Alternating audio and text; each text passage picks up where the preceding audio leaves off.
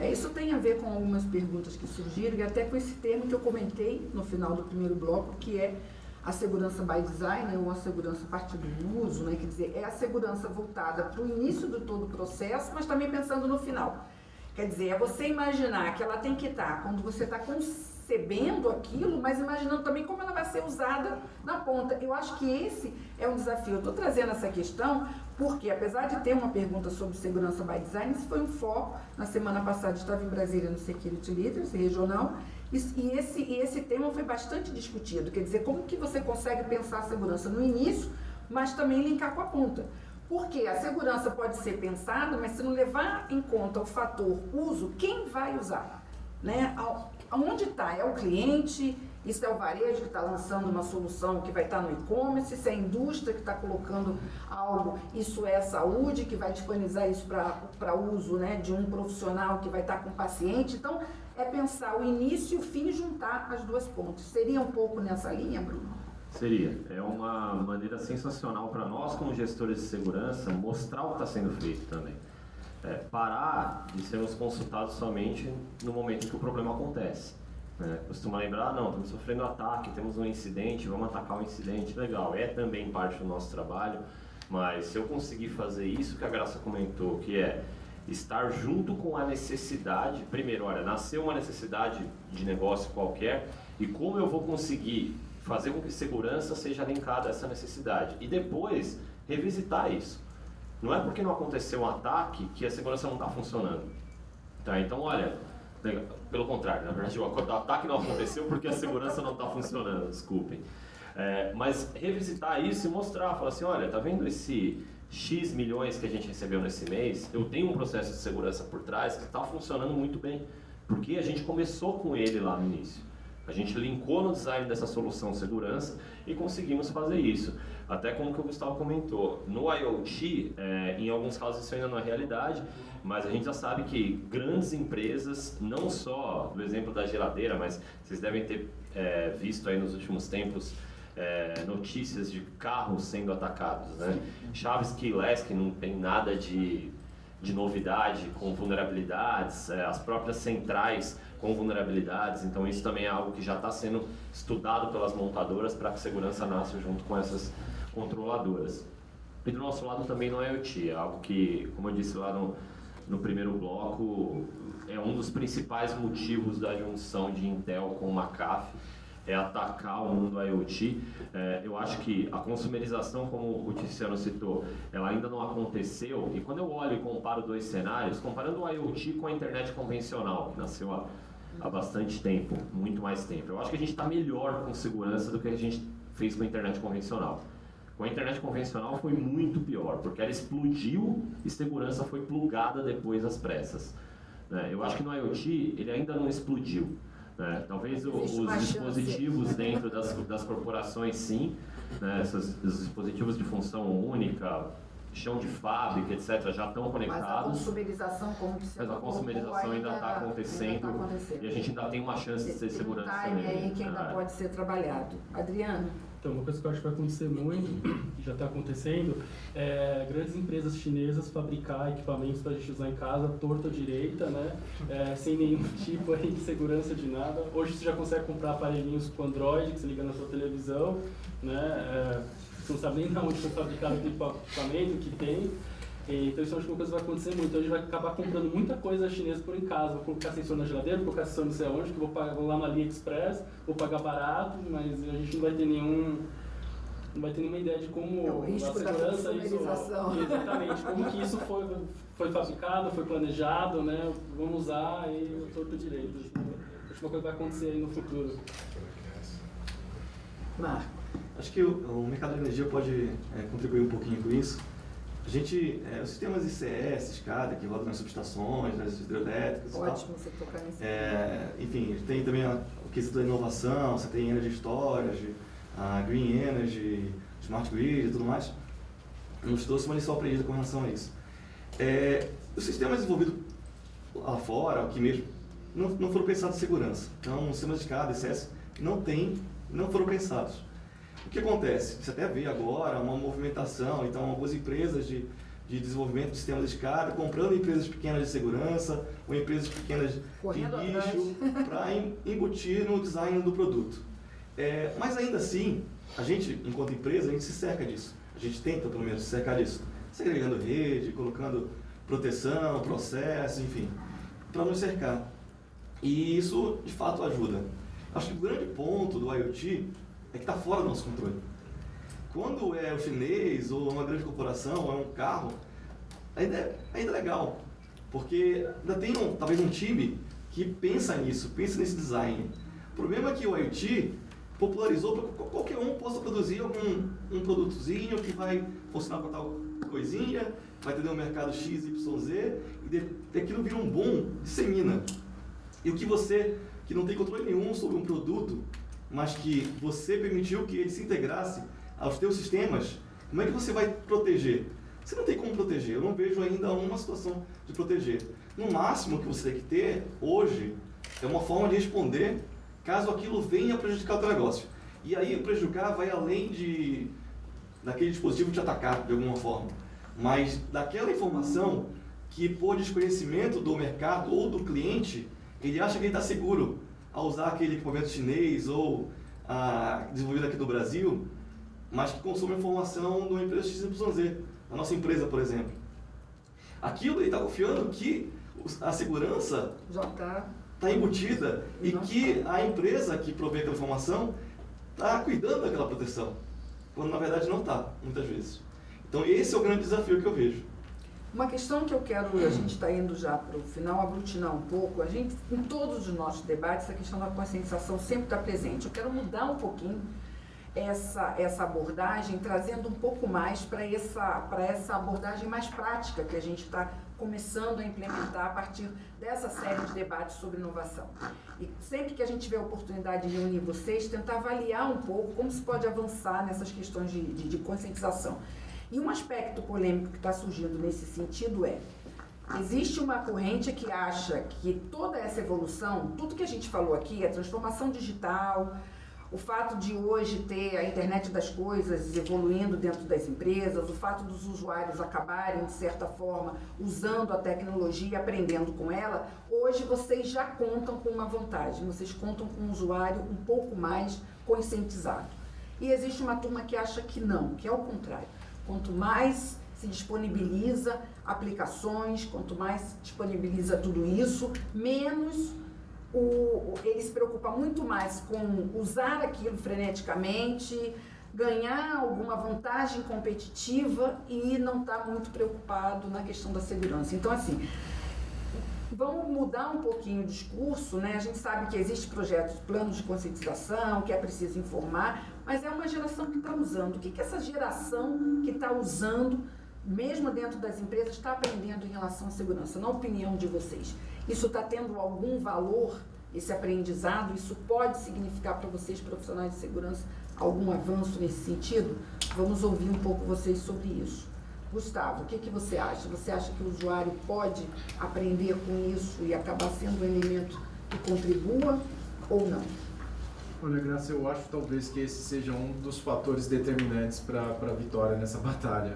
Não tratar a questão da conscientização naquele método mais padrão, né, com treinamento, procedimento, questionário. O clássico, né, de o novo, clássico, né? Sair um pouco disso, né, e começar a conscientizar e acho que até usar um pouco, né, da tecnologia que cerca todos nós como pessoas, né, para mostrar o quanto aquilo é importante. E trazer os funcionários, né, os colaboradores da nossa própria empresa para dentro do time de segurança, né? Jogar todo mundo dentro do mesmo time e fazer com que aquele processo de conscientização acabe acontecendo naturalmente, né? Não naquele modelo tradicional, né? Acho que a gente tem que, sim, nesse caso, inovar na questão de conscientização, buscando sempre, né, trazer essas pessoas para dentro de um cotidiano um pouquinho menos formal, né, um pouquinho menos técnico talvez, né, e um pouquinho mais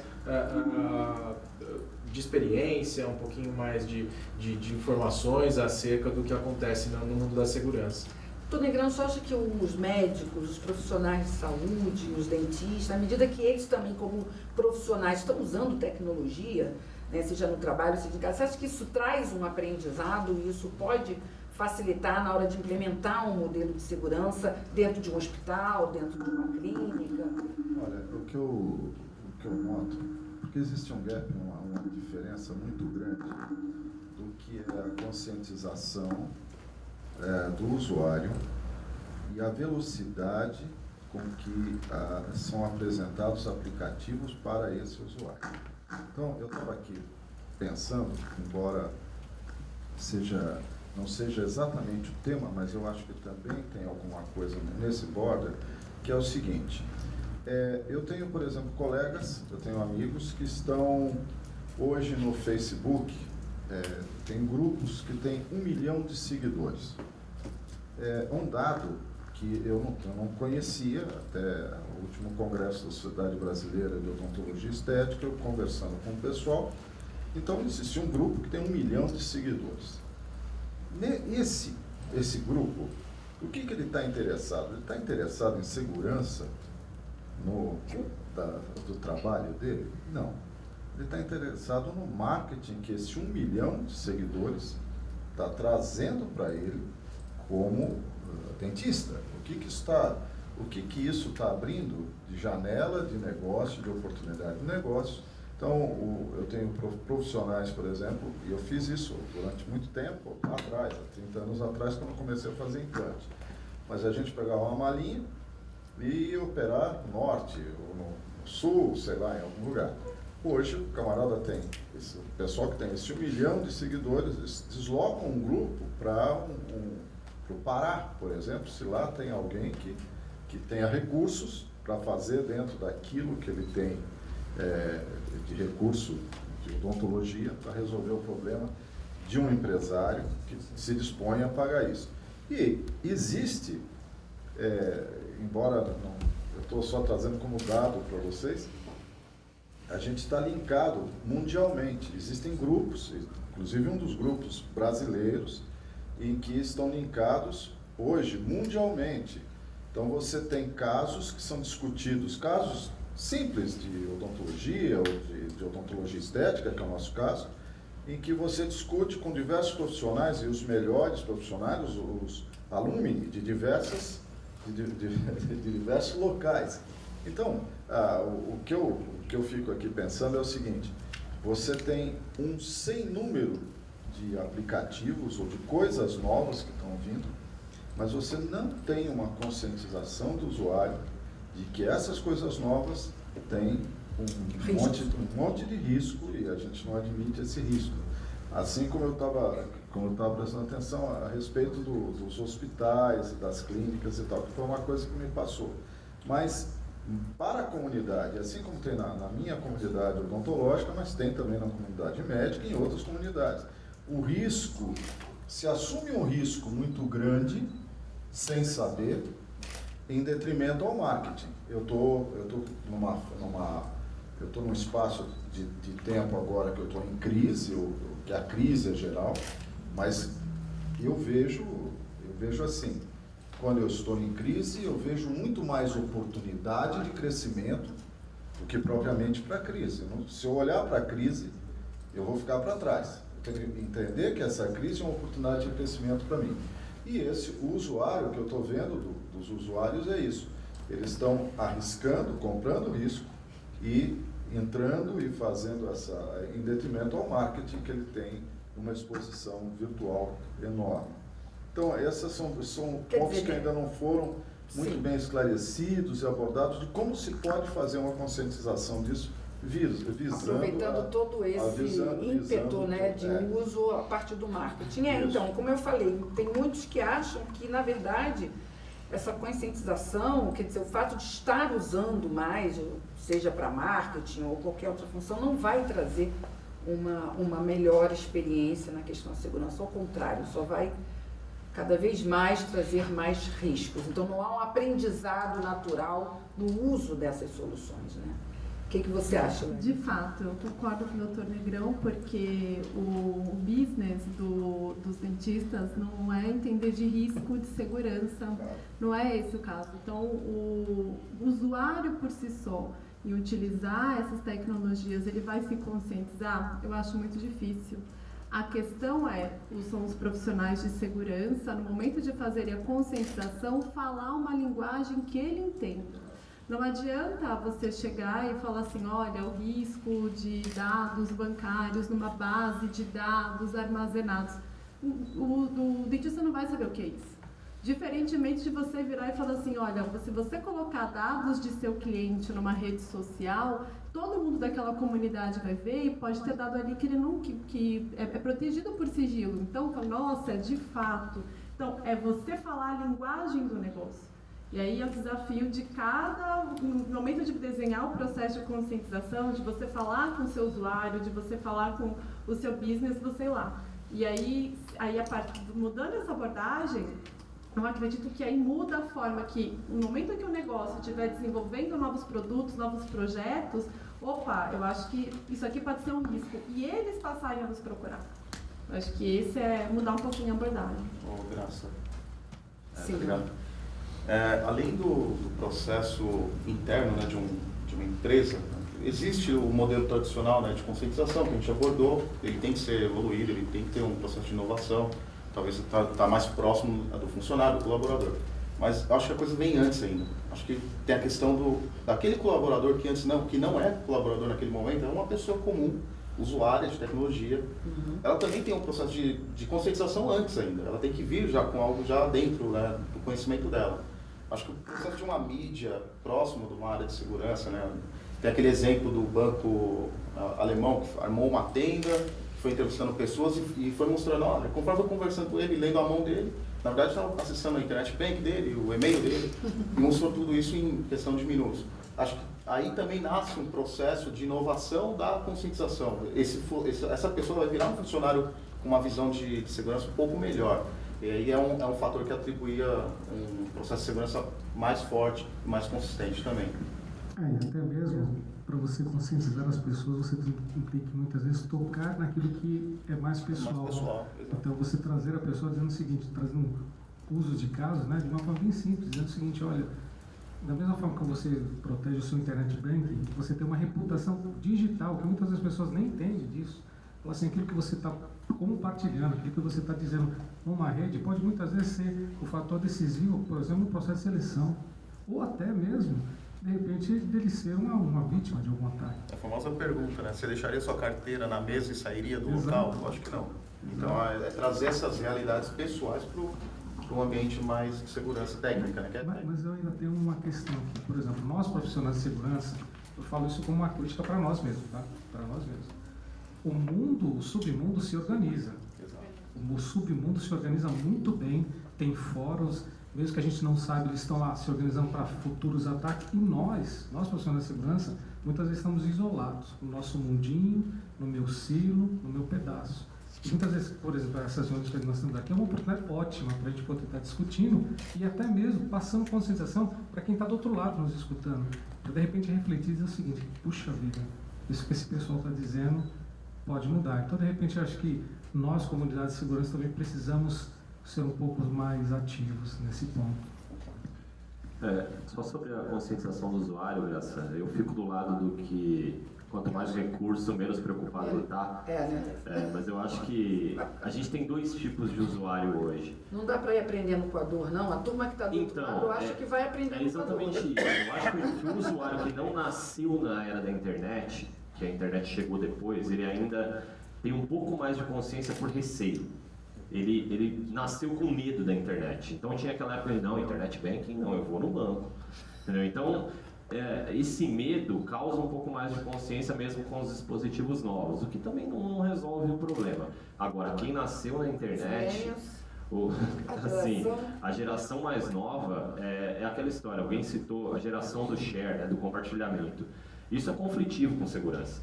Não tem jeito, é conflitivo. Então, assim, esse é o que vai ser mais difícil da gente tratar. Eles já estão começando a entrar nas empresas, né, já estão trabalhando e estão virando nossos usuários.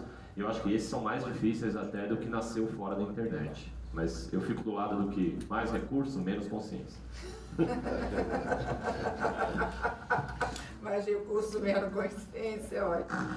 Luciano. Eu também acho, quanto mais recurso, menos consciência, principalmente porque a gente fica assoberbado com o volume de recursos e o uso desse negócio. Fascinado. E se cada vez dedica menos tempo pensando para cada uma daquelas ferramentas que a gente está utilizando. Tem um problema que é o seguinte, essa geração milênio, acho que a gente até já falou isso no primeiro bloco, né? Não é nem que ela não sabe se proteger, uma boa parte dela nem liga para isso. Nem liga para o fato da sua informação estar protegida ou não, né?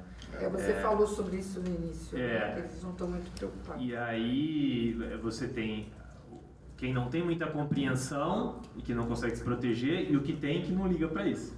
É uma situação engraçada. Eu acho que tem duas coisas, né? É um processo educacional. Por um lado, eu acho que a consciência cultural ela vai vir à medida que a gente for mais e mais sofrendo as consequências de ter muitos recursos e pouca consciência. O ser humano, infelizmente, aprende muito mais eficientemente pela dor do que pelo amor, e sempre com as experiências próprias e sempre com as experiências ruins, né? O ser humano tem essa característica. Mas haverá um dia em que a gente vai estar, assim como nossos pais nos ensinaram a não conversar com estranhos no caminho para a escola, nós vamos ensinar nossos filhos a não mandar e-mails para estranhos ou receber e-mails de estranhos no seu computador. Não compartilhar suas informações críticas para estranhos, né? É mais sério ainda, eu tenho uma de 12 que nem usa mais e-mail para ela já é coisa do passado. Então a minha sobrinha falou esses dias para mim, o Facebook é coisa de velho. E o Facebook também. Facebook é coisa de velho. Então, eu acho que passa por um processo de evolução educacional. A gente houve um tempo em que não se preocupava com a segurança física, hoje a gente se preocupa um pouco mais, né? Ensina para as crianças e tudo mais. Hoje a gente não se preocupa com a segurança digital, né? A gente enquanto sociedade, nós aqui lógico, né? Vivemos de nos preocupar com isso, mas a sociedade ainda não se preocupa, mas ela vai aprender, né? E vai criar os recursos. Eu sou um entusiasta da evolução da sociedade, né?